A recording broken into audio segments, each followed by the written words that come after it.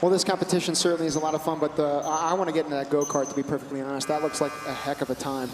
In terms of Poland, this group was largely behind setting up the first FLL teams in their country, and it operates on the premise that, and this is a quote directly from them, "A day without studying is a lost day." Certainly coming from a teacher, that's exactly what you want to hear. I'm sure that my students, now that they're on summer vacation, are saying the exact opposite.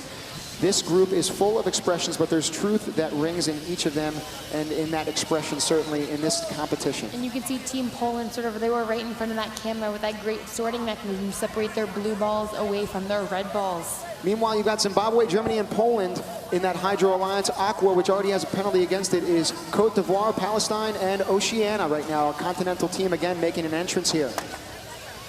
And as you see right in the middle, we have one member of Team Aqua. I can't exactly see the flag right now, perfectly gathering a ton of those blue balls, getting ready to go drop them off in their corner. I believe that's Team Oceania, because we've already got Cote d'Ivoire that's right in front of us, and then on the opposite corner, looks like we had Palestine working their way up that ramp, trying to dump some of those contaminated water particles into that lab, and doing so effectively is Poland as well. Again, the action picking up here. I know I've said action quite a bit today. It's been my buzzword, but it's something that really does live up to it right now in terms of what we're seeing on these fields. And right there, we're seeing one team about ready to drop a flood of those blue water particles. Or actually, no, they're going to go up the ramp and try to drop those contaminants first. Yeah, this is Team Oceania, I believe, still. Yes, there's definitely a level of prioritization in terms of which color balls you're going to drop off first, because you're more likely to have more blue, clean water particles.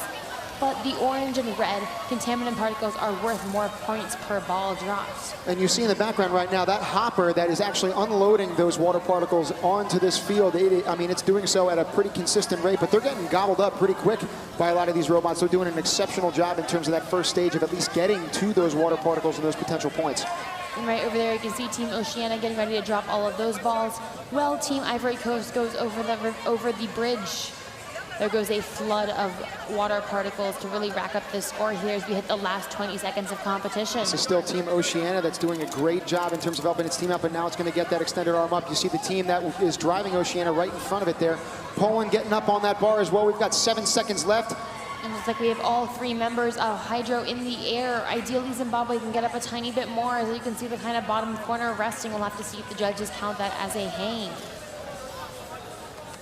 So in terms of getting onto that hanging bar too, Katie, if it is going up and down but still in the air, do those points count, traditionally speaking? It usually does count. As you can see here, the hang was counted for Zimbabwe, and they will take and Team Hydro will take the win with 115 points.